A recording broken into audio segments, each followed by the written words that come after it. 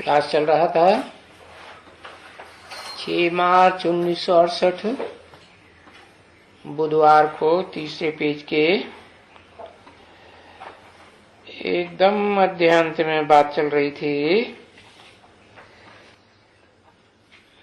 जो विनाश सामने खड़ा है तो उसका रिजल्ट क्या होगा कि जो कुछ भी इन आंखों से देखते हो वो सब खलास हो जाना है। ये देखो,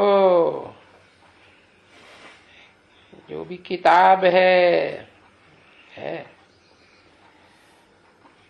वो भी इन आंखों से देखते हो ना, तो ये भी नहीं रहेंगी।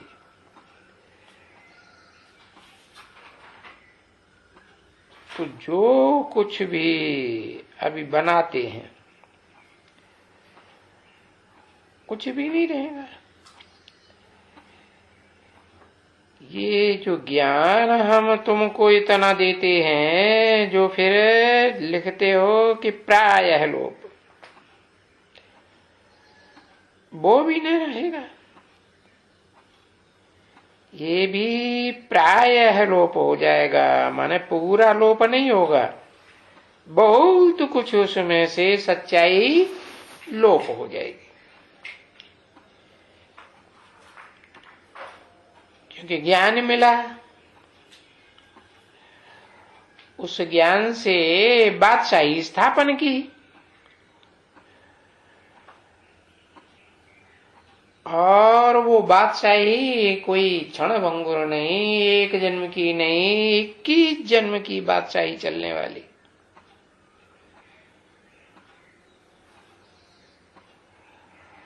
और उसमें कोई अंधश्रद्धा की भक्ति तो होने वाली है नहीं है, क्योंकि ये तो सतयुग की बात है ना। भक्ति तो कलयुग में होती है। तो कलयुग में जो भक्ति होती है उसका नाम ही है भक्ति। मन बुद्धि भागती रहती है, चंचल बनी रहती है। और सतयुग में तो ऐसे होता ही नहीं है। क्या मन बुद्धि एकाग्र रहती है, कहां? भ्रकुटी के मध्य में। तो सतयुग तो सत्य हुआ ना, और ज्ञान से तो तुम बच्चों को सुख मिलता है। कहते भी है ऋते ज्ञानान्न मुक्ति, बिना ज्ञान के दुखों से मुक्ति नहीं हो सकती। न शांति मिल सकती है, न सुख मिल सकता है। 6 मार्च 1968 की क्लास का चौथा पेज, बुधवार। तो देखो, ये दुनिया सुख और दुख का खेल है। दुख कैसे आता है? भक्ति से दुख आता है।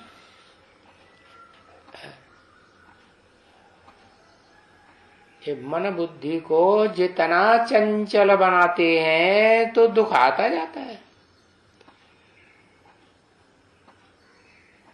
मन बुद्धि को एकाग्र करेंगे तो सुख और शांति आएगी। तो इस बात के ज्ञान से सुख है। अब भक्ति तो 63 जन्मों से, 2500 वर्ष से, जब से ये द्वैतवादी द्वापर युग शुरू हुआ है, 2 धर्म, 2 राज्य, 2 कुल, 2 मत, तुंडे तुंडे मत भिन्न है, ऐसे होता गया ना। तो ये द्वैतवादी भक्ति मार्ग में ये भक्ति तो तुम करते आए है। तुमसे पूछा जाए कब से भक्ति, तो तुम तो बता ही देंगे, क्योंकि तुमको बाप ने समझाया कि द्वापर से, द्वैतवादी युग से भक्ति शुरू हुई। जब से ये दो दो धर्म पिताएं, 2 से 4, 4 से 8 धर्मों की संख्या बढ़ गई, तब ही तो भक्ति शुरू हुई। तो बाप कहते हैं सर्वधर्मान परित्यज्य, क्या इन सब धर्मों को छोड़ो, ये सब देहधारी धर्म पिताओं के द्वारा स्थापन किए हुए धर्म हैं, ये कोई भी नहीं बताते क्या कि तुम आत्मा हो, देह नहीं हो। ये देह का सुख लेना सिखाते हैं, वो तो क्षणभंगुर है, देह क्षणभंगुर तो सुख भी क्षणभंगुर। तो ये उल्टा रास्ता पकड़ लिया। इसे द्वैतवादी द्वापर युग से तुम वाम मार्ग में गिरे, उल्टा रास्ता हुआ। बायां हाथ होता है ना, है? क्या करता है? गंदगी साफ करता है ना, तो गंदगी में ही मन बुद्धि रहेगी ना। अभी बाप कहते हैं कि मैं तुम्हें दाया मार्ग, सच्चे रास्ते पर चलाने आया हूं। तो बाप बताएंगे ना, और गिराएंगे कौन? अरे वो ऋषि मुनि बेचारे तो जानते ही नहीं है, वो कैसे उठाएंगे? इतने शास्त्र बना के रख दिए है, शास्त्र पढ़ते पढ़ते दुर्गति हुई है मनुष्य सृष्टि की, यह सदगति हुई है? अभी वो ऋषि मुनि भी बेचारे नहीं हैं, न है और न कोई जानते हैं। और न वो ऋषि मुनि की आत्माएं कोई को राजयोग सिखला सकेंगी। अरे राजयोग क्या सिखलाएंगी? राज की बातें वो तो फिर गपोड़े ही मारते रहते हैं, और हर बात में गपोड़ा मारते हैं। बाप ने समझाया ना कि तुम बच्चों को तो शास्त्र भी पढ़ने का है। जब द्वैतवादी भक्ति मार्ग द्वापर युग आएगा, कलयुग आएगा, तो तुम शास्त्र भी पढ़ेंगे, भक्ति भी करेंगे, करनी है। और फिर तुमको ये ज्ञान भी लेना है। और ये जो सन्यासी हैं, उनको तो ये तुम्हारे माफिक, तुम्हारी जो रस्म रिवाज है गृहस्थ आश्रम में रहने की, प्रवृत्ति मार्ग में रहने की है, ये गृहस्थियों की रस्म रिवाज कोई उनकी नहीं होती है। नाम ही है गृहस्थी। ग्रह माना घर, गृहस्थ में स्थिति, कि छोड़ छाड़ के भागना, तो फिर स्थित कहां हुए? तो उनकी नहीं होती है गृहस्थी, ये तो जानते हो। वो तो घर बार छोड़ने का उनका धर्म है, उनका ऐसा ही धर्म है। सो बाप बैठ करके समझाते हैं, बाकी ऐसे नहीं कि हम उनकी ग्लानि करते हैं, नहीं। बताते हैं कि उनका धर्म तो निवृत्ति मार्ग का है, तुम्हारी तरह प्रवृत्ति मार्ग का धर्म तो नहीं है। बाकी ये भी बताते हैं कि उन्होंने अगर भारत को पवित्र रह करके न थमाया होता, चलो देह की ही पवित्रता सही, देह को पवित्र तो बनाया, जंगल में गए, कुछ पवित्र तो ही रहे ना इंद्रियों से, तो भारत को थमाया ना किस समय? उस समय थमाया जबकि भारत के राजाएं ढेर की ढेर रानियां रखते थे। है कितना पतित बनते रहे। तो देखो इन सन्यासियों ने ही आकर के भारत को थमाया। तो ऐसे नहीं है कि बाप उनकी ग्लानि करते हैं, नहीं, उनके धर्म की बात, धारणाओं की बात बताते हैं कि ये जो सब कुछ करना, घर बार छोड़ना, जंगल में जाना है, ये सब ठगी करना है। ये सबको कहना कि हम ये जानते हैं, हम वो जानते हैं, हम शास्त्र पढ़ते हैं, है? अरे वो तो निवृत्ति मार्ग के हैं, उन्हें तो शास्त्र भी पढ़ना नहीं है, है? इस शास्त्र वास्त्र पढ़ने का काम तो गृहस्थियों का है, क्योंकि शास्त्र पढ़ेंगे तो जब तक शास्त्र पढ़ते रहते हैं तो पाप कर्म नहीं होंगे।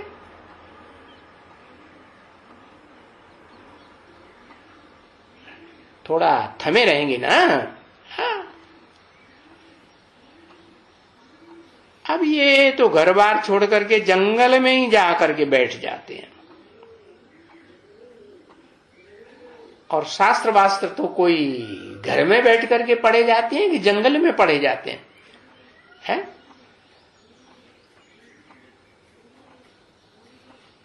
तो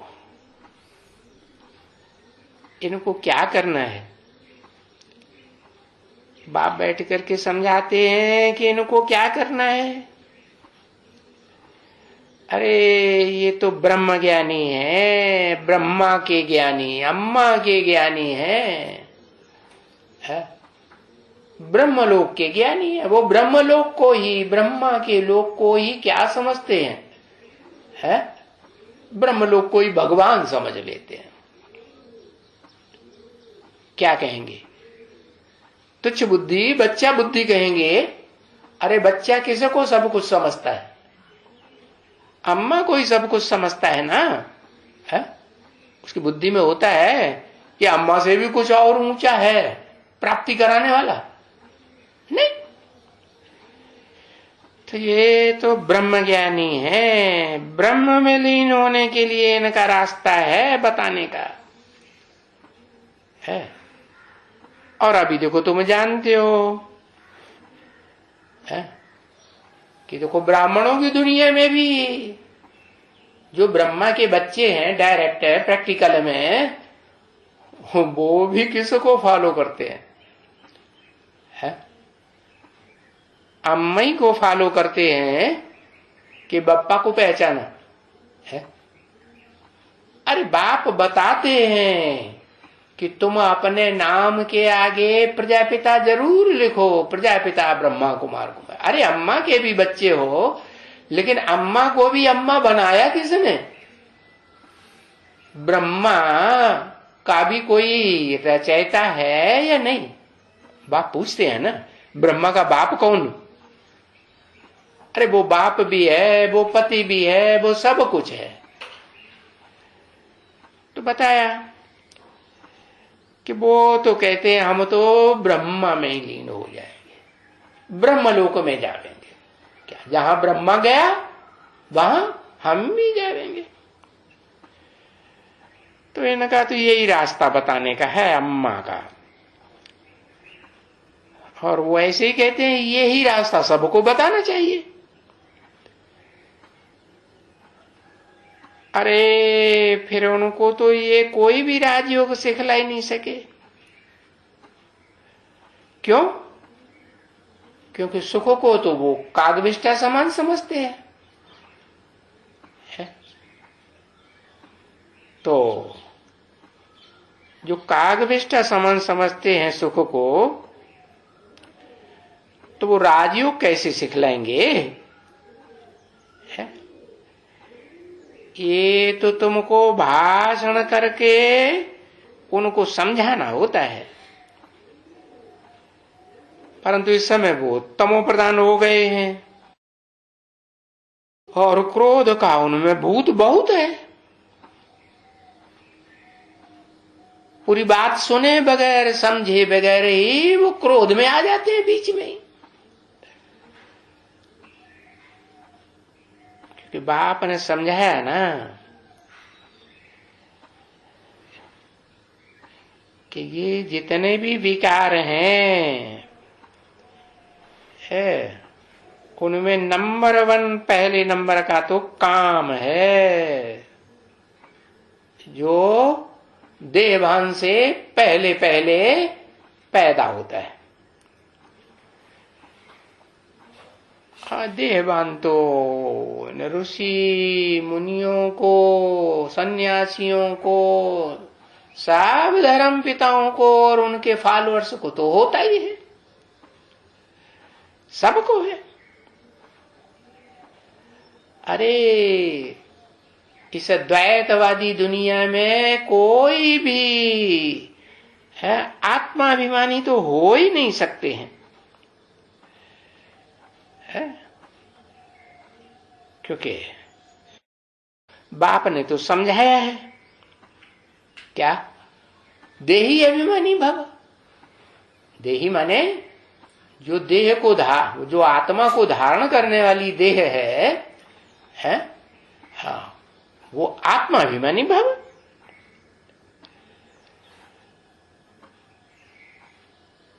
तो ये बात तो बाप के सिवाय और कोई समझाता ही नहीं है कि आत्माभिमानी भव, और आत्माओं के ऊंचे से ऊंचे बाप को याद करेंगे तब ही आत्माभिमानी बनने से फायदा है। क्यों? क्योंकि जो भी आत्माएं हैं वैरायटी सृष्टि रूपी रंगमंच पर पार्ट बजाने बोली, वो तो सब क्या है? भोगी है कि नहीं है? सब भोगी है। और भोग भोगते भोगते आत्मा की शक्ति क्षीण होती है या नहीं होती? आत्मा की भी शक्ति क्षीण होती तो देह की भी शक्ति, इंद्रियों की क्षीण होती। तो देह की, आत्मा की, इंद्रियों की शक्ति क्षीण होते होते देखो अब क्या हाल हुआ है। सुख कितना रह गया? 21 जन्म का रहा, ये क्षणभंगुर रह गया है? तुम तो जानते हो, तुम बच्चे, कि बाप आकर के जो ऊंचे ऊंचे हेवनली गॉड फादर कहा जाता है, हेवन स्थापन करने वाला है, वो हेवन स्थापन करने का रास्ता बताने वाला, वो तो समझाते हैं है कि ये सन्यासी वगैरह कुछ भी नहीं समझा सकते। उनको ये मालूम भी नहीं है कि आत्मा चीज क्या है। तो कहते हैं आत्मा अंगुष्ठा मिसल है, वो भी देह बताई दिए, देह का अंग बताई दिए। अरे बिल्कुल ही जरा भी नहीं जानते। तो वो लोग तो ये भक्ति है जो करते हैं और सिखाते हैं, ये भक्ति तो इनके लिए निषेध है। क्योंकि शास्त्र पढ़ना, जप तप करना, ये तो तुम बच्चों का करना है। वो तो जानते भी नहीं है तपस्या क्या होती है। है? आत्मा को तपाना है या देह को तपाना है? वो तो देह के योग सिखाते हैं। क्या आसन करना सिखाएंगे, उल्टे पलटे होते रहो, है? श्वास प्रश्वास रोकना सिखाएंगे, बहुत करेंगे तो त्राटक करना सिखाएंगे आंखों से, है? अरे अब बाप कहते हैं ये सब देह के अंगों का जो प्रैक्टिस कराते हैं, इससे क्या आत्मा पावन बनेगी? आत्मा तो पावन नहीं बन सकती। तो भक्ति मार्ग में जब सतयुग में गृहस्थ धर्म में तुम थे तो तुम कोई भक्ति करते थे ऐसी, है?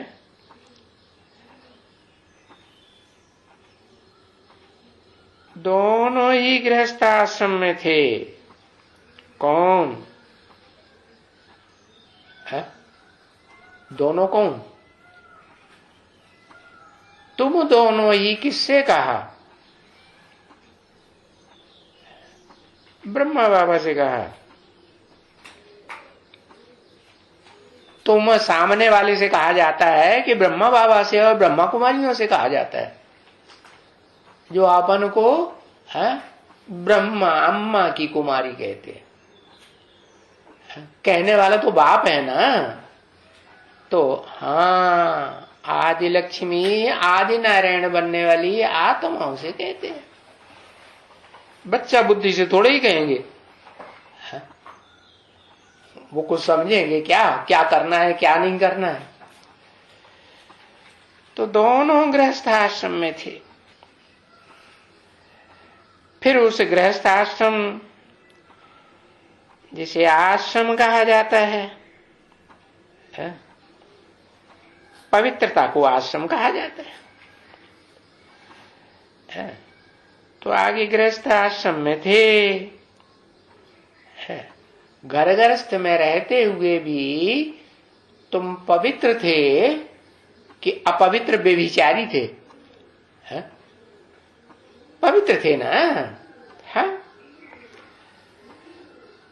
तो आश्रम अभी तुम्हारा है, गृहस्थ आश्रम है। तुम अपन को समझते हो कि हम माता पिता के बच्चे हैं, परंतु अभी तो गृहस्थ आश्रम ठहरा ही नहीं। माया घड़ी घड़ी हिलाई देती है। तो कहेंगे अभी तो पतित गृहस्थ वाले ठहरे। तो देखो, ये अपन को कहते भी हैं कि हम पतित हैं, हे पतित गृहस्थी मार्ग वालों को आए करके फिर से हमको पावन गृहस्थी वाला लक्ष्मी नारायण जैसा बनाओ, नर से नारायण जैसा बनाओ, नारी से लक्ष्मी जैसा बनाओ। क्यों? नर बने रहेंगे तो क्या हर्जा? अरे नर तो नरक बनाता है, और जो नारायण बनता है वो क्या बनाएगा? आप समान ही बनाएगा ना। तो देखो, तुम दोनों को ही, क्या स्त्री को और पुरुष दोनों को ही बैठ करके सिखलाते हैं। कौन दोनों? स्त्री पुरुष, वही लक्ष्मी, आदि लक्ष्मी और आदि नारायण बनने वाले हैं, उनको सिखलाते हैं। क्या कि तुम कैसे नर से नारायण, नारी से लक्ष्मी बन सकते हो। भक्ति मार्ग में भी शास्त्र तो पढ़ते हैं, बोलते भी हैं कि भगवान ने आकर के नर अर्जुन को और द्रौपदी नारी को क्या बनाया? द्रौपदी नारी एक पति वाली थी कि अनेक पतियों वाली थी? अनेक पतियों वाली थी ना, तो दुर्योधन दुशासनों ने भरी सभा में दुर्गति की ना, कि सदगति की? दुर्गति की। तो बताया जो नर और नारी दोनों ही है अपवित्र बन जाते हैं इस नरक की दुनिया में, तो दोनों ही अगर साथ साथ चलेंगे है तो गाड़ी की चाल है सही होगी, या एक धीमे चलेगा और एक तेज चलेगा। पवित्रता की बातों में, पवित्रता के रास्ते में तो गाड़ी वहीं घूमती रहेगी या आगे बढ़ेगी?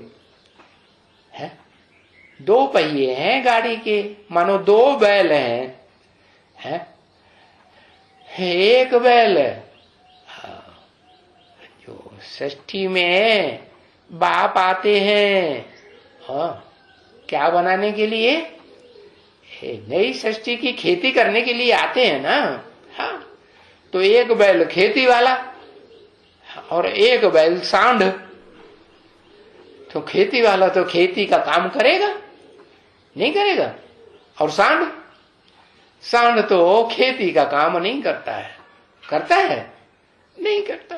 हाँ बेहद का सांड बने तो बात दूसरी। तो देखो शास्त्रों में भी दिखाते हैं कि जो भगवान शंकर को कहते हैं तो उन्होंने काय के ऊपर सवारी की? सांड के ऊपर सवारी। क्यों सवारी की? सांड को है हाँ काम काज का बैल बनाने के लिए सवारी की। तो बताते हैं कि भाई ये दोनों प्रकार के जो बैल हैं जिनकी यादगार जब इस गवर्नमेंट में भी, जब कांग्रेस गवर्नमेंट बनी थी ना, तो कितने बैलों की जोड़ी बनाई? 2 बैलों की जोड़ी बनाई है। अब उस समय चैतन्य में भी इस भारत का कल्याण का रास्ता बताने वाले 2 ही थे महान पुरुष। एक गरम दल के सुभाष चंद्र बोस और एक नरम दल के कौन? महात्मा गांधी। तो बताओ दोनों को भगवान मिला था क्या है? कि मनमत के आधार पर चले? न बहुत गर्मी से काम चलेगा, न बहुत है कैसे, न बहुत हाँ ठंडा से काम चलेगा। ठंडे दिमाग से भी काम नहीं चल सकता। तो क्या करना चाहिए? बैलेंस में रहना चाहिए ना। तो देखो ये बैलेंस में जो विष्णु खड़ा है ना, ये इसको सहज याद आवेगी या कठिन याद आवेगी? स्त्री पुरुष मिलकर के तुम दोनों इकट्ठे होके चलेंगे, एक ने कही दूसरे ने मानी। नहीं तो क्या होता है गृहस्थी में? होती है ठक्का ठानी, झगड़ा चलता है ना। आज की दुनिया कैसी बन गई? कोई गृहस्थी इस दुनिया में ऐसा है जिसके मन में एक दूसरे के प्रति विरोधाभास न चलता हो? है कोई? वाचा में भी चलता है, दृष्टि में भी चलता है, कर्मेंद्रियों में भी विरोधाभास चलता ही है। तो देखो दोनों को स्वभाव से, संस्कार से मिलकर के एक होकर के रहना है। ये बाप आकर के प्रवृत्ति मार्ग सिखलाते हैं।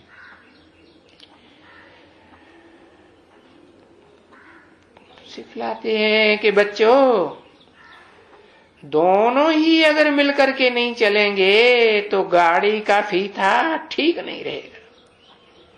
है खिटपिट होती रहेगी आपस में, कलह क्लेश बढ़ता रहेगा, हंगामा होता रहेगा। परंतु ये ड्रामा ही ऐसा बना हुआ है। ये ड्रामा में ऐसा विनोद है कि जहां दोनों फीते मिलकर के जन्म जन्मांतर एक होकर चलते हैं। ये षष्ठी रूपी गाड़ी में स्वर्ग में क्या होता है? स्त्री और पुरुष रूपी दोनों पहिए जो षष्ठी रूपी गाड़ी को चलाने वाले हैं, आगे बढ़ाने वाले हैं, वो एक होकर चलते हैं या टकराते हैं? एक होकर चलते हैं। वहां कोई हंगामा नहीं, कोई कलह क्लेश नहीं, कोई खिटपिट नहीं।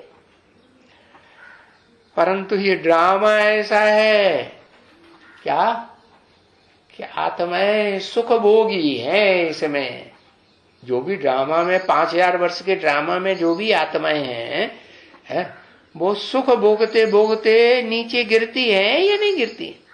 सुख भोगते भोगते नीचे गिरती है। नीचे गिरती है तो शक्ति क्षीण होती रहती है। होते होते एक ऐसा टाइम आ जाता है, कला काया सब चट्ट होने लगती है तेजी से। सतयुग में और त्रेता में तो कितनी कलाएं कम होती हैं? सतयुग में तो 2 ही कलाएं कम होती हैं। फिर त्रेता में तेजी से कलाएं कम होना शुरू, 6 कलाएं कम हो जाती। कितनी हो गई? 8 कलाएं कम हो गई ना। अब 16 में से 16 कला संपूर्ण थे सतयुग के आदि में, और 8 कलाओं से भी कम होने लगी। तो फिर क्या हुआ? तराजू में एक तरफ 8 से ज्यादा वजन हो, और एक में दूसरे तराजू में 8 से कम वजन हो जाए, 7.25, 7.5, 7.75 हो जाए, तो पलड़ों का क्या हाल होगा? हल्का जो पलड़ा है वो ऊंचा उठ जाएगा और भारी वाला नीचे जाएगा। तो जिसमें कलाएं कम हो गई तो उनका दुख बढ़ गया, ऊंचा चला गया या घट गया? दुख बढ़ेगा। तो हंगामा बढ़ जाता है, कलह क्लेश खिचपिट बढ़ती रहती है, दिन दूनी रात चौगनी। ऐसा जरूर होगा। क्यों? क्योंकि निर्धन के बन जाते हैं। कौन निर्धन? जो भी धर्म पिताएं आते हैं उनके पास कोई ज्ञान धन होता है, भक्ति होती है, सबकी बुद्धि को भगाते रहते हैं कि ठहराते हैं, एकाग्र कराते हैं, सबकी बुद्धि चंचल बनाते हैं ना। हाँ, तो सब निर्धन के बन गए। उनके पास कोई भी ज्ञान का धन होता ही नहीं। जो कुछ भी सुनाते हैं अज्ञान की बातें ही सुनाते हैं। अज्ञान से बच्ची होता है दुख और ज्ञान से होता है सुख। क्यों?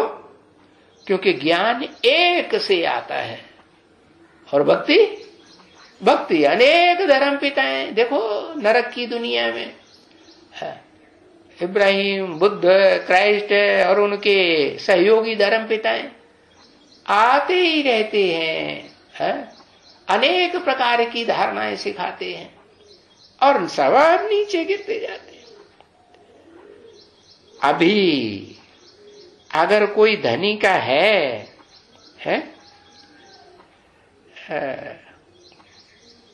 तो क्या कहेंगे? अभी मने इस पुरुषोत्तम संगम युग में भी अगर एक बहुत पावरफुल है, सर्वशक्तिमान है, तो कहेंगे वो धनी का है, धनी है। और बाकी सब को माया बीच बीच में क्या बनाती रहती है? निर्धन का बनाती रहती है ना। तो सब निर्धन के हुए ना, है? अभी तो सब निर्धन के बच्चे हैं। अभी धनी का तो कोई बना ही नहीं है। तो निर्धन के और धनी के नंबरवार इकट्ठे ही होंगे ना। कोई बड़े से बड़े निर्धन के बन जाते हैं और कोई बड़े से बड़े धनी के बन जाते, परंतु संपूर्ण तो निर्धन के और संपूर्ण के धनी के तुम बच्चों में ऐसे नहीं कहेंगे कि कोई है। हाँ, इकट्ठे हैं तो अब इकट्ठे हैं तो खिटपिट चलेगी कि नहीं? खिटपिट जरूर चलेगी। तो ये बात समझते हो कि निर्धन के हैं और धनी के भी हैं, तो रस्म रिवाज मिक्स होके रहेगी ना। हाँ, पवित्रता वगैरह बिल्कुल ही वो देखो है। घर में एक धनी का है और एक निर्धन का, क्या एक माया रावण को फॉलो करता है और एक राम बाप को फॉलो करता है। तो देखो लड़ाई चलेगी कि नहीं? राम रावण की, राम रावण संप्रदाय की लड़ाई चलती, लड़ते रहेंगे, क्योंकि वो तो सब कुछ चाहिए क्या कि लड़ाई न हो, मारा मारी न हो, है वो पवित्र चीज चाहिए क्या। हाँ, खुद भी पवित्र रहे, खान पान भी पवित्र रहे, है लेना देना भी पवित्र रहे। अब हैं तो निर्धन के, जो निर्धन के हैं उन सभी अपवित्र और खान पान भी अपवित्र। तो बाप कहते हैं, बैठ करके समझाते हैं कि खिटपिट धन के और निर्धन के घर में तो जरूर होगी। इसलिए बाप कहते हैं कि हंस और बगुले, एक हंस और दूसरे बगुले, तो क्या होगा है। इसलिए धन के और निर्धन के झगड़ा तो चलता रहेगा। अभी धन के जो होंगे वो झगड़ा नहीं करेंगे और जो निर्धन के होंगे वो तो झगड़ा करेंगे। तो अपन को क्या करना है? जो अपने हैं, माने जो बाप के बच्चे हैं, वो तो सोचेंगे हम तो बाप के बने हैं तो हमको तो झगड़ा टंटा में नहीं पड़ना है, शांत रहना है? भले कोई कुछ भी करे, कुछ भी करे, अरे गाली देगा, मां बहन की गाली देगा तो हम चुप रहेंगे? अरे बाप कहते हैं गाली चिपक जाती है क्या तुमको? कोई ग्लानि करता है तो किसी के मुख से ग्लानि हो रही है, उसका मुंह खराब हो रहा है तो तुमको क्या मुसीबत आती? वो अपने मुंह से अल्लम गल्ला बक रहा है, गाली दे रहा है, ग्लानि कर रहा है, तो तुम शांत नहीं रह सकते? हाँ, तुम शांत रहो। 6 मार्च 1968 की क्लास का 5वां पेज। तो ऊंचे ते ऊंचे बाप ने समझाई दिया बच्चों को, है कभी भी कोई भी कहां भी हंगामा आदि करे, धमचक्कर मचावे, जहां तुम रहते हो वहां ही हंगामा करे, धमचक्कर मचावे, तो तुम क्या करो? तुम भी धमचक्कर मचाना शुरू कर दो। मुख से ढेर सारा जोर जोर से बोलना शुरू कर दो, आंखें लाल पीली करना शुरू कर दो। नहीं, क्या करो? शांत रहो। अब दुनिया में तो ये देखो कोरोना वरोना कितना अशांति फैल ही रही है, नहीं ज्यादा अशांति फैल गई कि नहीं? सारी दुनिया में कि एक देश में है? सारी दुनिया में अशांति। तो बाप कहते हैं तुम क्या करो? तुम भी अशांत हो जाओ। तुम तुम शांत रहो, hear no evil, talk no evil. कोई भी हंगामा करे तो कान बंद कर लो, है? एक ठिकाने बुद्धि स्थिर कर दो। हाँ वाह भाई, एक ठिकाने बुद्धि हो गई, ये बड़ा अच्छा तरीका निकाला। अरे बाप कहते हैं तुम चैतन्य हो, क्या चैतन्य हो माना जागृत रहना चैतन्य होता है, या सो जाने से चैतन्यता आती है? चैतन्यता किसे कहेंगे? अज्ञान नींद में सोना होता है, ज्ञान में हाँ बुद्धि चैतन्य बनी रहती है, मनन चिंतन मंथन कर सकते हैं। तो देखो अब एक ठिकाने बुद्धि को लगाना है तो एक को याद करना है। हाँ, ऐसे नहीं अलग अलग ठिकानों में चले जाना है। बस देखा इनमें थोड़ा क्रोध का भूत आता है, तो बच्चे इन क्रोध के भूतों से, काम क्रोध जो भी भूत हैं, इनसे डरना चाहिए ना। है? अगर इनसे डरेंगे नहीं, सामना करेंगे, मुकाबला करेंगे, तो ये क्या कर देंगे? हा? ये तो हंगामा कर देंगे। तो देखें किसमें भी कुछ विकार, कुछ क्रोध विरोध है तो अपना कान बंद कर लेना चाहिए। है? तो देखो मुसलमान क्या करते हैं, कान बंद करते हैं ना। है? और किसको याद करते? ऊपर वाले एक को याद करते कि नीचे जिस दुनिया में जितने रहते हैं उनमें उनको याद करते। है? तो तुम भी क्या करो, है?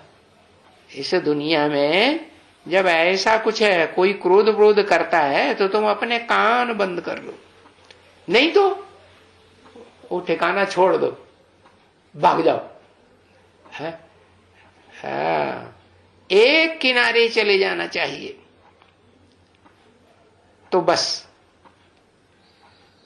है। अब क्या होता है, ये तो क्रोध में आ जाते हैं, तो वो देखते हैं कि ये क्रोध में आता है, इनमें भूत की प्रवेशता है। तो बाप कहते हैं चलो तुम किनारा कर दियो। तभी गाया जाता है हियर नो इविल, यानी कुछ भी न सुनो। जरूर किनारा किया हुआ होगा तो नहीं सुनेंगे, दूर चले जावेंगे। ओहो, दूर चले जावेंगे तो क्या होगा, सुनाई पड़ेगा? नहीं सुनाई पड़ेगा। तभी नहीं सुनेंगे तो कान बंद रहेंगे। पर कान बंद करने से भी किनारा होना सबसे जास्ती अच्छा। अरे कब तक कान बंद किए रहेंगे? अरे वो मुसलमान भी नमाज पढ़ते हैं तो थोड़े समय पढ़ते हैं कि 24 घंटे पढ़ते ही रहते हैं, ऐसे चलता है क्या? नहीं। तो क्या करना चाहिए, कान बंद करना अच्छा या एक किनारे चले जाना, दूर चले जाना अच्छा है? हाँ, कान बंद करने से अच्छा है देही अभिमानी भव, आत्माभिमानी भव। अगर आत्माभिमानी बन जाएंगे फिर तो है कान ही नहीं, कान याद आएगा। है? आत्माभिमानी बन गए माने निसंकल्प बन गए, कोई संकल्प नहीं, कुछ भी नहीं सुनेंगे। कान बंद करने की भी फिर दरकार नहीं है। जो भी इंद्रियां हैं, उनका जो भोग है वो चले, उनकी प्रवृत्ति चलेगी इंद्रियों की। आंख देखेगी, कान सुनेंगे, है? मुख में भोजन खाने की दिल होगी। है? कब? आत्म की स्थिति में अगर सदा काल स्थिर हो जाएंगे तो इंद्रियां क्या होगा, बिल्कुल कंट्रोल हो जाएंगी कि नहीं हो जाएंगी। हाँ? तो बाप बताते हैं देही अभिमानी भव। ये जो आत्मा है ना अभी, ये शरीर धारण किए हुए है? शरीर में धरी हुई है, तो इससे उपराम नहीं हो सकते। हा? आत्मा से है तुम ऐसी स्थिति बनाने की स्टेज में नहीं आ सकते कि देह से परे चली जाए आत्मा। हाँ, हाँ, क्योंकि देहधारियों में तो क्रोध बहुत है। जिनकी बुद्धि देह में धरी रहती है, मन बुद्धि, तो काम क्रोध लोभ मोह अहंकार तो आते ही हैं। तो क्रोध किस में है? ऐसे तो नहीं कहेंगे कि देह में क्रोध है। अरे क्रोध भी तो आत्मा में है ना। अरे मैं आत्मा में अगर क्रोध है तो मैं किसका बच्चा हुआ? रावण का बच्चा हुआ या राम का बच्चा हुआ? अनेक सिर वाले का बच्चा हो गया। अरे मैं तो एक शिव बाबा का बच्चा हूं। शिव बाबा एक या शिव बाबा अनेक? अभी तो हमने जान लिया कि शिव बाबा कोई सर्वव्यापी नहीं है, वो तो एक व्यापी है। अरे ये तो मुझे कोई क्रोध का भूत है? क्या? क्यों क्रोध का भूत है? क्योंकि मैं अनेकों की मत पर चलता हूं, तो क्रोध का भूत। एक की मत पर चलूंगा तो क्रोध लोभ मोह अहंकार कुछ भी नहीं आवेगा। समझा ना? तो जब ऐसा देखेंगे कि कोई में क्रोध का भूत आया तो किनारा कर देना। कोई भी मूत पलीती चीज को देखें तो किनारा किया जाता है? क्या भाई, रास्ता चलते हैं, टट्टी पेशाब पड़ी हुई है तो बच के निकलते हैं, किनारे निकलते हैं कि नहीं उसी में घुस पड़ते हैं? एक किनारे हो जाते हैं ना। हाँ? तो ये अछूत चीज है। इसको आ माने नहीं, छूत माने छूना, इसको छूना ही नहीं है। ये जो मेहतर वगैरह होते हैं ना, कोई भी होते हैं ऐसे मेहतर, तो देखो जाते हैं वो लेकर के क्या, मेहतर पहले गंद ढोते थे ना। हाँ, टट्टी पेशाब सबकी इकट्ठी करके टोकरी में डाल करके ले जाते थे। तो कोई दौड़ता हुआ जाएगा, सामने आ जाएगा तो बचेगा कि नहीं? है? हाँ, तो बच के चलना होता है। किनारा करके जाते हैं, एकदम किनारा करते हैं। तो देखो, देखने से ही किनारा कर लेते हैं कि नहीं? हाँ, तो ये मेहतरों से भी बदतर हैं। क्या कहा है? कौन मेहतरों से भी बदतर है?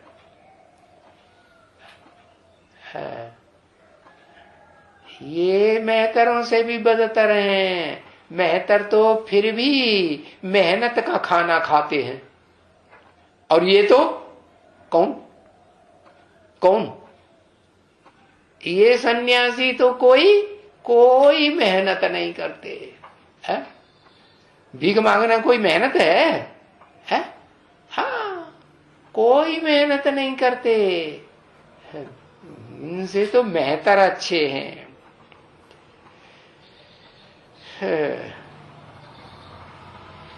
वो मनुष्य हैं, मन से कुछ समझते हैं, सोचते हैं। क्या कि हम करेंगे तो भरेंगे, करेंगे नहीं तो भरेंगे भी नहीं। तो जो भिखारी है ना बच्ची है, वो जो भिखारी होते हैं वो तो बाहर खाते हैं, गंद खाते हैं, मूत पलीती बनते रहते हैं। तो देखो गाया भी जाता है क्या कि ये जो मूत पलीती बनते हैं इस दुनिया में, सिख लोग तो बहुत गाते हैं, मूत पलीती कपड़ धोती है। मूत पलीती जो बने उनको सदगुरु ने आकर के उनके शरीर रूपी कपड़ों को धोया है। अभी तुम बच्चों को इन कपड़ों को तो नहीं धोना है क्या? जड़ कपड़ों को धोना है नहीं, तुम इसमें तो पहले अपनी आत्मा को शुद्ध करना है? धोना है आत्मा को। कैसे धोना है? ज्ञान जल से धोना है? वो स्थूल जल से शरीर धोते हैं, गंगा में जाके स्नान करते हैं, कराते हैं। तुम क्या करो? तुम ज्ञान जल से आत्मा को शुद्ध करते हो, करना ही है। तो जानते हो कि आत्मा शुद्ध कैसे होती है?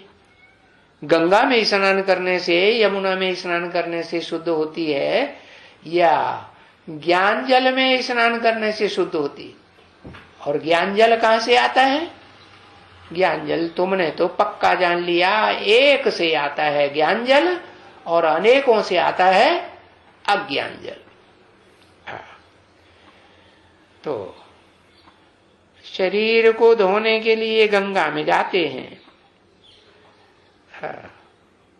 और कह देते हैं कि आत्मा तो निर्लेप है, आत्मा को कोई लेप छेप नहीं लगता, शरीर को लेप छेप लगता है, इसलिए शरीर को धोने के लिए हम जाते हैं। शरीर से मूत पलीती बनते हैं, शरीर की इंद्रियों से। वो तो आत्मा को ही निर्लेप कह देते हैं। अरे अब तुम बच्चों ने तो जान लिया कि लेप छेप तो आत्मा को ही लगता है। आजकल ये जो ज्ञान देने वाले हैं ना, वो सब कहते हैं आत्मा निर्लेप है। ये पाप तो सभी शरीर में आते हैं। तो जो शरीर में पाप आते, अरे भाई जो शरीर में पाप आते हैं, हाँ, उन शरीरों को भस्म कर दो तो पाप भस्म हो जाएंगे। ऐसे होगा क्या? हाँ?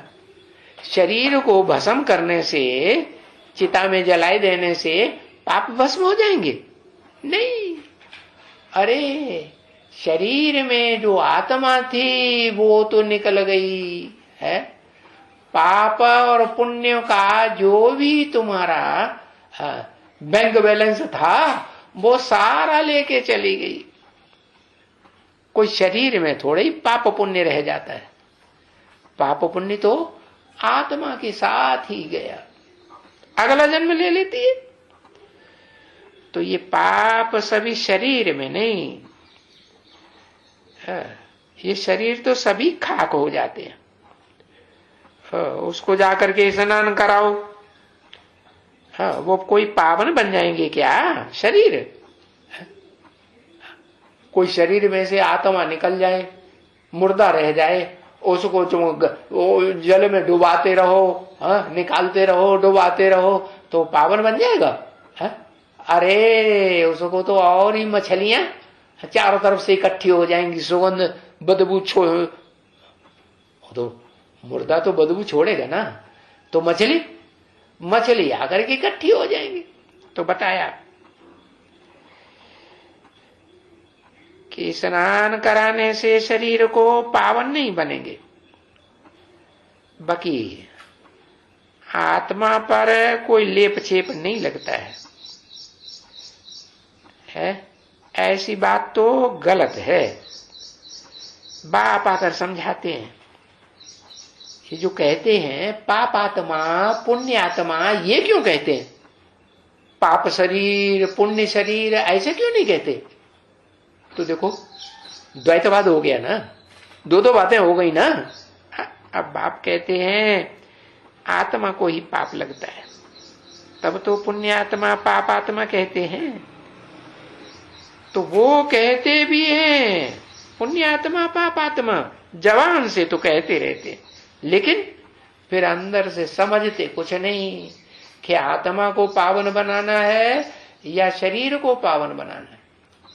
शरीर तो पावन बनने वाला है नहीं, शरीर तो सब पतित हैं, सड़ते जावेंगे, है दिन प्रतिदिन सड़ते जावेंगे। कब तक? जब तक आत्मा को पावन नहीं बनाया है। आत्मा पावन बनेगी तो शरीर भी निरोगी कंचन काया बनेगी या नहीं बनेगी? शरीर भी निरोगी कंचन काया बनेगी। सारी बात मन के बुद्धि के एकाग्र होने पर है। मन बुद्धि को एकाग्र करना है। क्या करना है? अपने को आत्मा समझना है और आत्मा ज्योति बिंदु को याद करते हुए है बाप को याद करना है।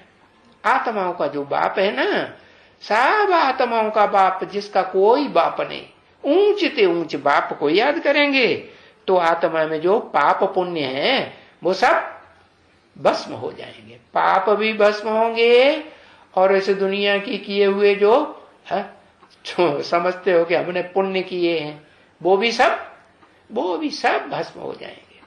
तुम क्या बन जाएंगे? तुम पवित्र आत्मा बन जाएंगे। तो बाप कहते हैं ये तो इस दुनिया में जंगल के, कांटों के जंगल के मनुष्य हैं। बनमानुष कहते हैं ना, बनमानुष जानवर होता है, जानवर जैसा ही होता है कि मनुष्य होता है, देवता होता है? नहीं। तो ये जंगल के जानवर है, जंगल के आदमी, उनको बाप की प्रॉपर्टी मिलती है, ऊंच ते ऊंच बाप की। अरे घर मिलता है, दर मिलता है, घर में जाने का दरवाजा भी मिलता है कि भाई इस दरवाजे से होकर जाना है। जानते हैं बाप जो नई दुनिया का घर बनाते हैं, स्वर्ग का घर, स्वर्गीय दुनिया बनाते हैं, उसका दरवाजा कौन सा है?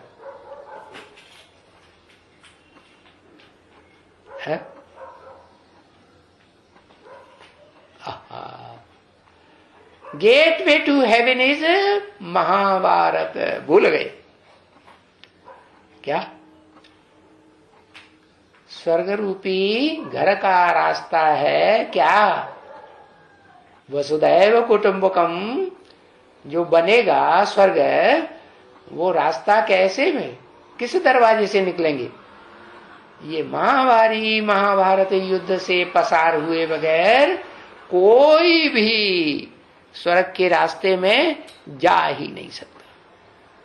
कोई कहीं का कहां झंझट में पड़े, भागो इस घर से, यहां भी तो झगड़ा है। अरे बाप कहते हैं ये झगड़ा तो रहेगा। कब तक रहेगा?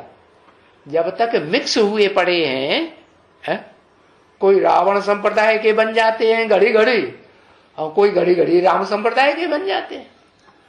कोई ज्यादा समय राम संप्रदाय के बन के सरेंडर बुद्धि ही होकर के रहते हैं। कोई फिर सरेंडर होते होते फिर भाग जाते हैं, भागते हैं ना। हाँ, तो बताया अभी तो मिक्स हुए पड़े हैं। मिक्स हुए पड़े हैं का मतलब ये नहीं कि छोड़ के भागना है। भागना है, भागेंगे तो सन्यासियों की लिस्ट में चले जावेंगे या पवित्र देवी देवताओं गृहस्थियों की लिस्ट में जावेंगे। कहां जाना है? अरे कहां जाना है? पवित्र देवी देवताओं की लिस्ट में जाना है ना। हाँ, तो वो माला है, माला रूपी संगठन। वो जो माला रूपी संगठन बाप आकर के बनाते हैं, जिसका टाइटल इन सन्यासियों ने झूठा धारण कर लिखा है, क्या? श्री श्री 108, श्री श्री 1008 है। श्रेष्ठ आत्माओं का संगठन जैसे यही बनाने वाले हो गए है? बनता है? कोई ऐसा संगठन बना है जहां सब आत्माएं एक के प्यार के सूत्र में बंधी हुई हो? है कोई संगठन अभी? जो तथाकथित ब्राह्मण बताए जाते हैं, बेसिक नॉलेज में, एडवांस नॉलेज में, उनमें कोई ऐसा है जो कहे कि हमने ऐसा संगठन बनाया जो एक के प्यार में गुथा हुआ हो, एक के स्नेह के धागे में पिरोया हुआ हो? कोई नहीं है। तो कहां भागेंगे? जब तक वो संगठन कंप्लीट नहीं बनता है तो भागने से काम नहीं चलेगा। क्या करना है? कैसे भी करके आपस में स्वभाव संस्कार को मिलाना है या भागना है? क्या करना है? कैसे भी करके स्वभाव संस्कार मिलाने हैं। ऐसे नहीं घड़ी घड़ी बाहर की दुनिया में बुद्धि जाती रहे, बाहर का वातावरण खींचता रहे, नहीं। अरे बाप के घर में तो बाप की प्रॉपर्टी मिल रही है। वो ऊंचे ते ऊंचे बाप एक है कि अनेक है? उसको कहा ही जाता है परम पिता परमात्मा। क्या कहते हैं? दो इकट्ठे हैं या एक है? आत्माएं दो इकट्ठी हैं, कंबाइंड हैं। कहा ही जाता है तुम बच्चों के द्वारा बाप दादा है। कौन से बाप दादा? वो तो घर घर में दुनिया में बाप दादा होते हैं, होते हैं कि नहीं बाप दादे? लेकिन यहां तो वो बाप दादे से तुम मिले हो जिनसे ऊंचा कोई बाप न ऊंचा कोई दादा होता ही नहीं। तो ऐसे बाप की प्रॉपर्टी इस दादा को भी मिलती है और इस दादा से तुम बच्चों को भी मिलती है। तो वो दोनों इकट्ठे होके चलते हैं कि अलग अलग है? कभी ऐसे समझेंगे ये दादा ने बोला, ये बाप ने बोला, माना दोनों अलग अलग है, अलग अलग बुद्धि के हैं, मन बुद्धि अलग अलग है? अगर है भी तो बाप बैठा हुआ है ना, बाप दादा में बैठा हुआ है ना। क्या गारंटी करते हैं? गारंटी करते हैं कि हम तो अगर द्वैतवाद है भी तो क्या कर देंगे? अद्वैतवाद बनाए देंगे। तुम चिंता मत करो, है? तुमको जैसा डायरेक्शन मिले वैसा करो। अरे हमेशा समझो एक बाप की प्रॉपर्टी मिलती है। घर में मिलते हैं तो घर में दरवाजा तो है ही। क्या दरवाजा बताई दिया कि नहीं? कौन सा दरवाजा बताया है? महाभारत, छोटा मोटा भारत नहीं। अरे भारतवासी तो ढेर के ढेर हैं, लेकिन उनमें कोई बड़े से बड़ा भारत होगा ना। हाँ, भारत होगा कि भारती होगी? बड़े से बड़ा भारत है। भारत की भारती मुस्करा ही दिया।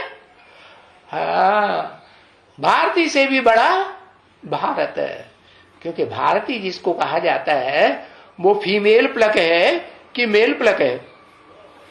फीमेल है। तो उसमें से ताकत निकलती रहेगी कि आती रहेगी?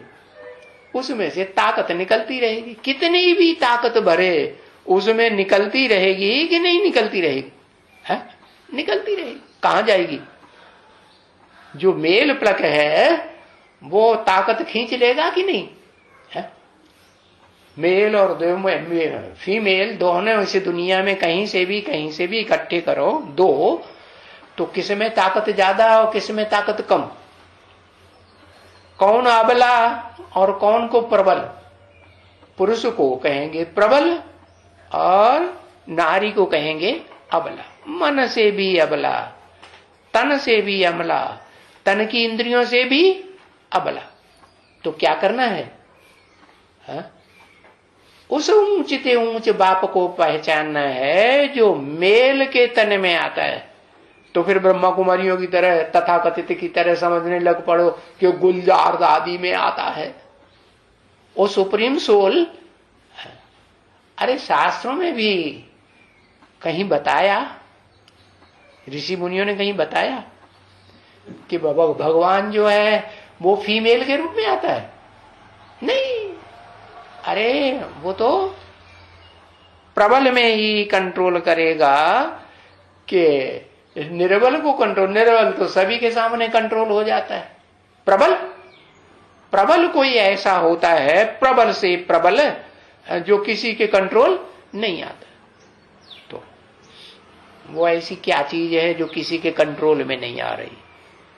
कोई चीज है?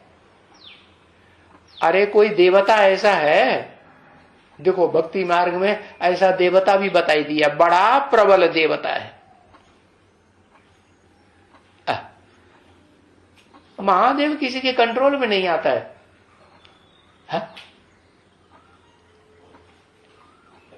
बाप तो कहते हाँ कामदेव, ये कामदेव किसी के कंट्रोल में नहीं आता, न स्त्री न पुरुष।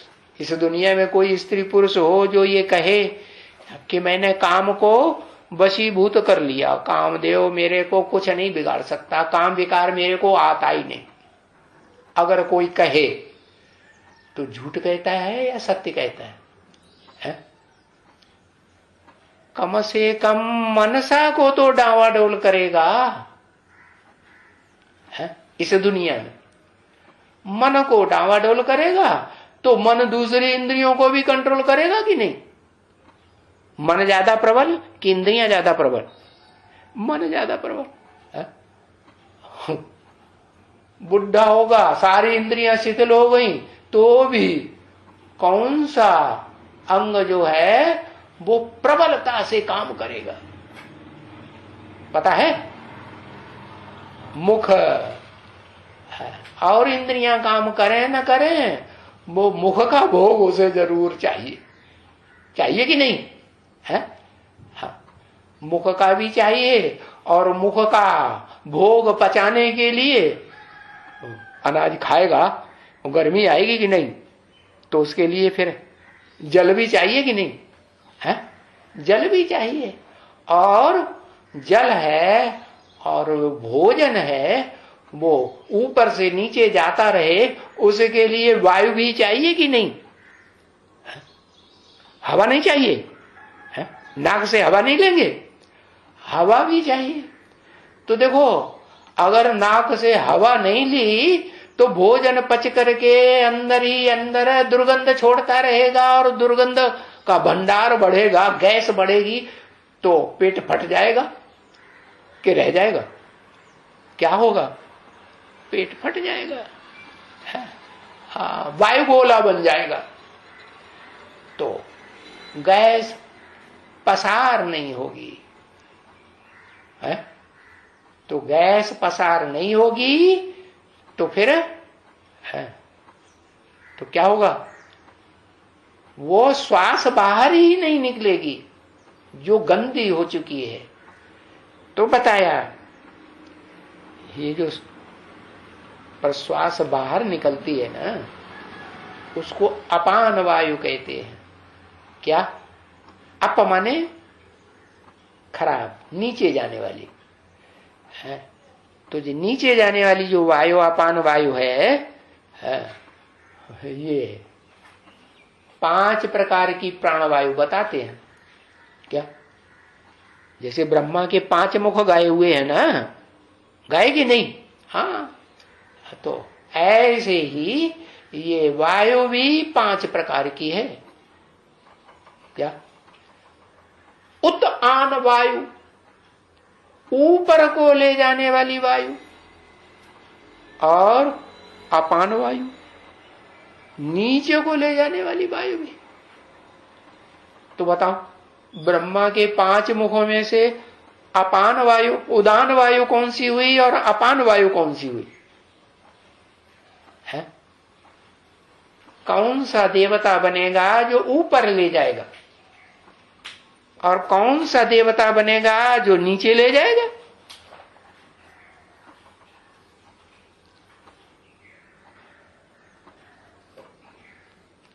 है। हाँ, दादा लेखराज को देवता कहते हैं, दाढ़ी मूछ वाले को है। हाँ, क्या लिखा?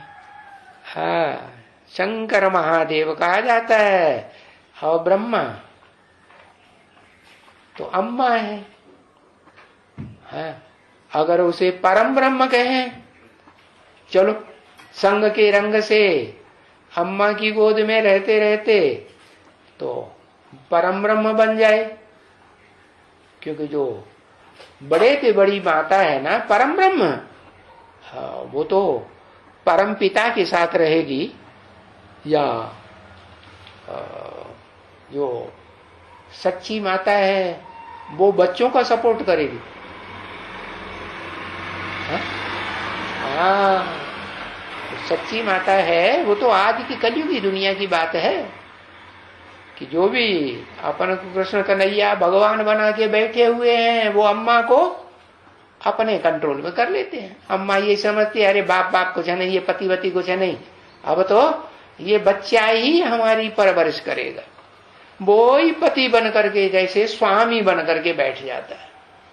अरे ये तो कली की दुनिया की रस्म है। बाप बताते हैं ऊंचे ते ऊंचे पार्टधारी जो है, जिसकी मंदिर में भी जाकर के पूजा तो करते हैं लेकिन समझते नहीं है कि मंदिर में जो हम कहते हैं तुम माता पिता हम बालक तेरे, किसको कहते हैं? शिवलिंग को कहते हैं ना। तो शिवलिंग का भी सात्विक रूप तो सोमनाथ मंदिर में बना था ना, जब द्वापर युग शुरू हुआ था 2500 साल पहले, है ना। हाँ, तो में सात्विक जो शिवलिंग दिखाया गया उसमें अम्मा का रूप कौन सा था और बाप का रूप कौन सा था?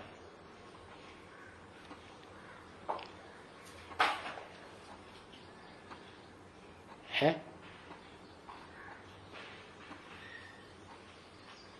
हाँ, मां कहेंगे 5 तत्वों का संघात, 5 तत्वों का बीज रूप कह दो। सूक्ष्म रूप भी होगा ना, हर चीज का सूक्ष्म और स्थूल रूप होता है ना। हाँ, तो वो तो फिर भी स्थूल का स्थूल ही है। स्थूल में ज्यादा ताकत या सूक्ष्म में ज्यादा ताकत है? उससे भी सूक्ष्म आत्मा होती है या देह के 5 तत्व, उनको कहेंगे सूक्ष्म? नहीं कहेंगे। तो देखो जो ब्रह्मा है वो तो देह का पुतला है, देह का रूप दिखाया गया पत्थर के रूप में, और जो आत्मा दिखाई गई वो किस रूप में है? आत्मा ऊपर को जाने वाली हल्की फुल्की बनेगी कि नीचे रहेगी? आत्मा कहां रहेगी? ऊपर जाएगी या नीचे जाएगी? बस भ्रकुटी में रहेगी, इससे ऊपर नहीं जाएगी। बाप कहां से आता है? बाप जिस घर से आता है उस घर को अगर याद नहीं करेगी तो उस घर को नीचे उतार पाएगी? है? हाँ? मां उतारेगी या बाप उतारेगा?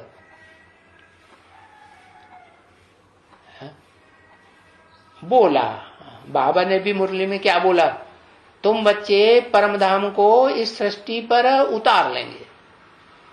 तो 2 है, एक स्त्री को समझा रहे हैं जो नारी से नारायणी बनने वाली है, एक पुरुष को समझा रहे हैं। तो कौन दोनों में से कौन पहले परमधाम को इस सृष्टि पर उतारेगा? कोई उतारेगा दोनों में से, कोई पहले या साथ साथ उतारेंगे? एक उतारेगा।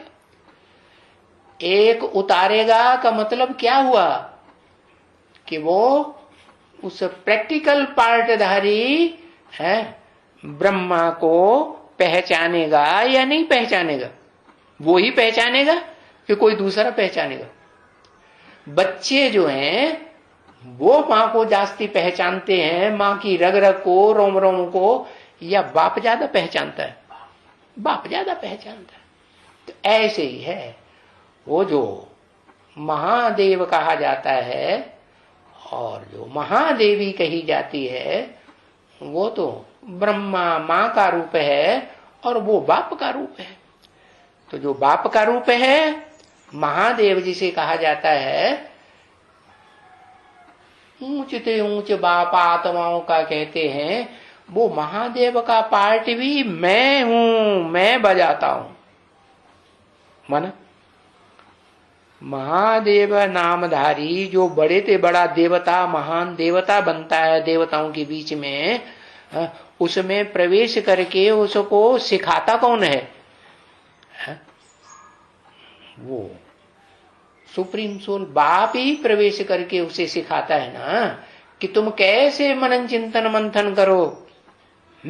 मनन चिंतन मंथन करेंगे, मन से सोचेंगे, विचारेंगे, तभी तो अम्मा कौन है और बाप कौन है ऊंचते ऊंच पहचानेंगे या नहीं?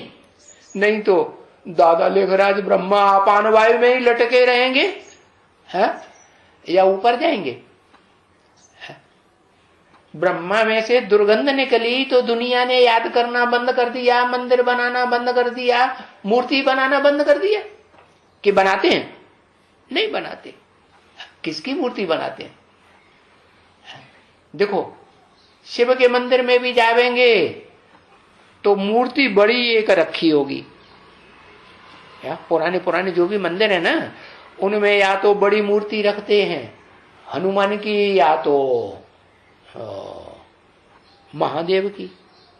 शंकर की मूर्ति रखते हैं ना, वो मूर्ति है नाक आंख कान बावा वाली, और एक है जो नाक आंख कान मुंह है ही नहीं, मूर्ति नहीं कहेंगे उसको। मूर्ति है हाथ पांव वाली नहीं, वो क्या है? लिंग है। तो वो लिंग रूप जो है वो ही महादेव कहा जाता है। शिव को लिंग होता है क्या? कहते क्यों है शिवलिंग? कहते इसलिए है शिवलिंग कि भाई वो जो शिवलिंग कहते हैं वो लिंग पुरुष को होता है या स्त्री को होता है? लिंग पुरुष होता है। चलो स्त्री को भी होता है, लेकिन छोटे बड़े का भी तो सवाल है, ताकतवर और कम ताकतवर का भी सवाल आता है कि नहीं? एक होता है सर्वशक्तिमान, एक होता है शक्तिमान, एक होता है अशक्त, शक्ति है ही नहीं जैसे। तो फिर किसका आसरा लेना चाहिए? नाम किसका बाला होगा? नाम तो जो सर्वशक्तिवान होगा उसी का नाम बाला होगा। तो इस सृष्टि रूपी रंगमंच पर अगर कहें कोई पार्टधारी सर्वशक्तिवान होता है तो हीरो पार्टधारी कहेंगे ना, है? तो जो हीरो पार्टधारी है वो ही है जिसे कहते हैं ऑलराउंड पार्टधारी महादेव, देव देव महादेव। वो देव देव महादेव जो है, जो कहा जाता है सृष्टि रूपी रंगमंच का हीरो, आदिदेव है। आदिदेव है पहले और फिर बाद में है महादेवी। आदिदेव और फिर बाद में आदिदेवी। पहले पुरुष फिर बाद में स्त्री भी चाहिए। तो देखो परम पिता परमात्मा जिसे हम कहते हैं हेवनली गॉड फादर, वो भी अकेला है या माता के साथ है, अम्मा के साथ है? सदा अकेला है ना। परमपिता अकेला है, परमपिता शिव, या साथ है किसी के? सदा साथ है, अकेला है ना। परमधाम से भी आता है, आत्माओं के धाम से, तो अकेला आता है ना, अकेला आता है। किस लिए आता है? इस सृष्टि रूपी रंगमंच पर हीरो पार्टधारी को ध्यान में रख करके आता है कि किसी दूसरे को ध्यान में रख के आता है? हाँ, बाप सुप्रीम सोल आते हैं तो भारत में आते हैं। भारत का आधार लेते हैं। जैसे पति होता है, पत्नी का आधार लेता है ना, बाप है तो माता का आधार लेता है। तो ऐसे ही वो परम पिता है, वो किसका आधार लेता है? जिसका आधार लेता है वो पुरुष दुर्योधन दुशासन रूप होता है कि माता होता है, माता का रूप होता है। स्वभाव संस्कार से माता का रूप है तो नहीं, लेकिन फिर उसे नाम देते हैं। जिसमें भी प्रवेश करते हैं, पहले पहले भी प्रवेश करेंगे तो नाम देंगे ब्रह्मा, और कोई में बाद में प्रवेश करेंगे नंबरवार तो भी नाम क्या देंगे? ब्रह्मा। और पांचों ही ब्रह्मा जब तक मिलकर के एक न हो जाएं, क्या एक में अपने को अर्पित न कर दें, संपूर्ण सरेंडर न कर दें बड़ी से बड़ी मां में, परम ब्रह्म में, तब तक क्या होगा? तब तक एक के कंट्रोल में सारी दुनिया चल पाएगी? वसुधैव कुटुंबकम बनेगा? नहीं बनेगा। तो बताया कि वो आत्मा इस सृष्टि रूपी रंगमंच पर जो हीरो पार्टधारी है वो भी निर्लेप नहीं है। उसको भी लेप छेप लगता है या नहीं लगता है? उसको भी लेप छेप लगता है। तो वो लेप छेप कैसे निकल सकता है? जो पाप पुण्य का लेप छेप लगता है तो वो निकलने के लिए वो supreme soul heavenly God father ही रास्ता बताते हैं कि मुझे पहचानो। क्या उस हीरो पार्टधारी को भी बताते हैं क्या करो? तुम जो हीरो पार्टधारी हो, इस सृष्टि रूपी रंगमंच पर ऑलराउंड पार्ट बजाते हो, तुम ही बजाते हो और कोई ऑलराउंड पार्ट नहीं बजाता। तो तुमको क्या करना है? जो हीरो से जीरो बन गए, कोई तुमको पूछता नहीं है? आज से 300-400 साल पहले ही तुलसीदास ने, रहीमदास ने, तुलसी गरीब निवाज की कोई न पूछे बात। शास्त्रों में भी एक रूप दिखाई दिया भगवान का, कौन सा मालूम है? वामन अवतार, छोटा रूप धारण करके आया, बौना रूप है। क्या मतलब? कि उसको सबसे छोटा माना जाता है। ये तो कोई बड़ा थोड़े ही है। और राजा बलि क्या थे? वो तो बहुत बड़े राक्षसों के बड़े माने जाते थे कि नहीं? वो तो बहुत बड़े राक्षस, बड़े बड़े माने गए। तीनों लोग उन्होंने कंट्रोल कर लिए, विजय हो गई उनकी, त्रिलोक ही बन गए। तो उनसे भगवान ने जाकर के कहा, क्या? बौना रूप धारण किया, छोटा रूप। छोटा रूप का मतलब क्या हुआ? जिसको दुनिया में कोई पूछता नहीं, कोई वैल्यू नहीं देता, समाज में भी कोई वैल्यू नहीं और सरकार में भी कोई वैल्यू नहीं। कोई वैल्यू होती है? हाँ, भले कितना भी दुनिया भी पढ़ाई लिखाई पढ़ लो, वैल्यू होती है? आजकल जो बहुत ऊंचे ऊंचे पढ़े निठल्ले रहते हैं कि नहीं? सरकार में, गवर्नमेंट में, सब पढ़ो लिखों को कुछ पदवी दे देते हैं, कोई देते हैं पढ़ो लिखों को, सबको मिलती है, कोई निठल्ले नहीं है। कितने बेकार। तो ऐसे ही बाप जिनको कोई भी नहीं इस दुनिया में पूछता, उनमें भी जो सबसे जास्ती छोटा बन करके रहता है उसको बड़े ते बड़ा विश्व का मालिक आकर के बनाते हैं। कब बनाते हैं? मुतपलीती मन में संकल्प चलते रहेंगे तब बनाएंगे, या मन बुद्धि से भी मुतपलीती संकल्प आना, वाइब्रेशन खत्म हो जाए तब बनाएंगे? है? कब बनाएंगे विश्व का मालिक? कब बनता है विश्व का मालिक? जब मन के अंदर से ये जो विकारी संकल्प हैं वो बिल्कुल खत्म हो जाएं। हाँ, वो तो तभी खत्म होंगे जब अपन को 24 घंटे आत्मिक स्थिति में स्थिर करके रहेंगे। आत्मा की स्थिति में स्थिर करके तभी रह पाएंगे जब आत्माओं के बाप सुप्रीम सोल बाप को पहचानेंगे कि वो इस सृष्टि रूपी रंगमंच पर किस तन में प्रवेश होकर के मुकर्रर रूप से पार्ट बजाए रहा है। अगर हीरो पार्टधारी भी ये बात नहीं पहचाने तो पावन बनेगा? हीरो पार्टधारी की भी आत्मा पावन बनेगी? नहीं बनेगी। तो बाप कहते हैं आत्मा को स्नान कराओ। कौन से ज्ञान जल से? उस ज्ञान जल से आत्मा को पावन बनाओ जो ज्ञान जल है ऊंचे ते ऊंचा सरोवर कहा जाता है। ऊंचे ते ऊंचा सरोवर कौन सा है जानते हैं? बहुत ऊंचाई पर मान सरोवर है। ज्ञान मान सरोवर ज्ञान को बहुत मान देता है। क्या? ज्ञान जल को बहुत मान देता है। कैसा ज्ञान जल?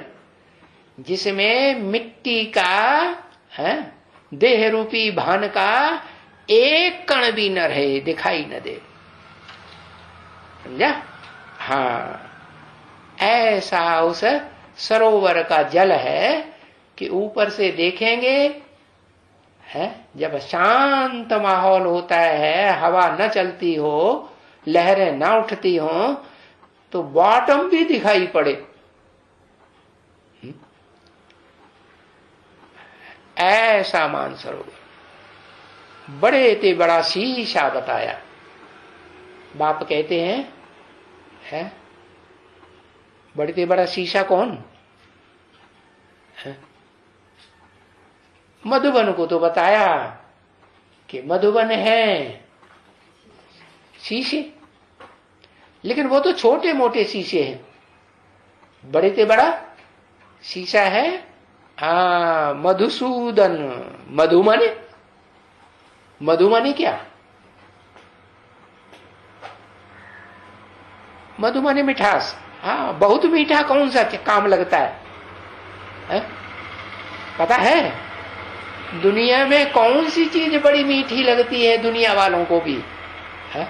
और जो ब्राह्मण अपन को समझते हैं बेसिक के एडवांस वाले, वो भी बहुत मीठा समझते हैं।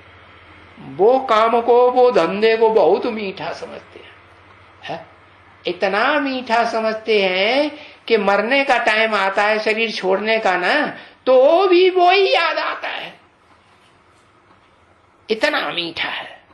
हाँ, देख लो, सही लिखा कि गलत लिखा? सही लिखा ना? हाँ, बहुत मीठा है। बुद्धि बार बार उधर चली जाती है मिठास की तरफ। मधु माने मीठा। मधु सूदन, सूदन माने मारने वाला है क्या? जो कामदेव को मार दे। तो कहते हैं शंकर जी ने कामदेव को मार दिया, भस्म कर दिया। अरे वो कामदेव कोई बाहर का देवता था कि अंदर का था? शंकर जी के अंदर ही था कि बाहर था? अंदर ही था। कितना था? अरे उनमें जितना ये विषय विकार भरा हुआ था, उतना तो विषय विकार इस दुनिया में किसी आत्मा में होता है? नहीं होता।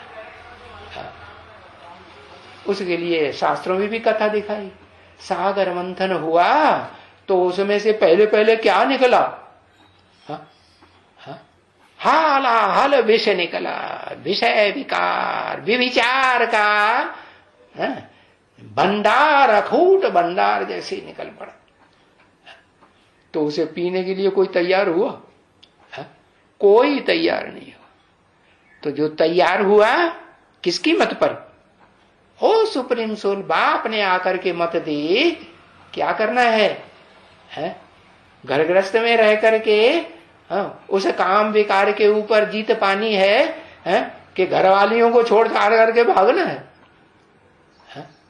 जो भी सरेंडर हो जाए, तुम्हारी बन जाए, उनको छोड़ के भागना है कि उनको छोड़ना नहीं है। सन्यासी बनना है? सन्यासी नहीं बनना है, उनके साथ रहना है। भले सब फीमेल प्लक हैं तो भी बाप की याद में अगर रहेंगे तो क्या होगा? वो मेल प्लक काम करेगा? करेगा? हाँ, वो काम ही नहीं करेगा। वो इंद्रिय जिस इंद्रिय के लिए कहते हैं काम इंद्रिय, और वो काम इंद्रिय सभी इंद्रियों में है। कामना कुछ न कुछ होती है ना सभी इंद्रियों में। कान में कामना है कि नहीं? सुंदर सुंदर गीत ट्यूनिंग सुनने को मिले। आंखों में कोई कामना है कि नहीं? नहीं। सुंदर सुंदर दृश्य देखने को मिले। तो देखो सारी इंद्रियां कामना से भरपूर हैं। सारी इंद्रियों में वो कामदेव फैला हुआ है। लेकिन मुख्य इंद्रिय इस कलयुग के अंत में आकर के कौन सी होती है जिसको कंट्रोल करना बहुत मुश्किल होता है हर मनुष्य मात्र के लिए? कौन सा? आंख। क्योंकि आंख से ही शुरुआत होती है। आंख से देखेंगे तो कामना पैदा होगी। जिसको देखा उसके लिए कामना पैदा होगी। अगर देखेंगे ही नहीं तो कैसे नहीं देखेंगे? मन कंट्रोल होगा तो नहीं देखेंगे। है? महबूबा का मिसाल दिया ना? नहीं दिया? हाँ, महबूब का मिसाल दिया। महबूबा की याद में जा रहा है? उसे रास्ते में कोई दिखाई नहीं पड़ा। कोई ने पूछा क्या देखा रास्ते में, किसको किसको देखा? किसी को नहीं देखा। क्यों भाई, क्यों नहीं देखा? मैं तो अपनी महबूबा की याद में था। तल्लीनता से रास्ता क्रॉस कर रहा था। आंखें खुली थी, बंद थी? आंखें तो खुली थी, लेकिन आंखों ने क्यों नहीं देखा? क्यों नहीं देखा? क्योंकि मन ने साथ ही नहीं दिया। मन तो एक में लगा। तो ऐसे ही तुम बच्चों को बाप बताते हैं, क्या करना है? मन को एक बाप में लगाओ। वो जो महबूबा फहबूबा होती है वो तो सब धोखेबाज। बाप तो तुमको धोखा नहीं देगा। कितने भी तुम्हारे ऊपर दुखों का पहाड़ गिर पड़े तो भी तुम बाप को याद करेंगे। बाप के असली रूप में पहचान करके याद करेंगे तो बाप तुमको मदद करेगा या नहीं करेगा? और सुप्रीम सोल बाप तो तुमको मदद जरूर करेगा। ओम शांति।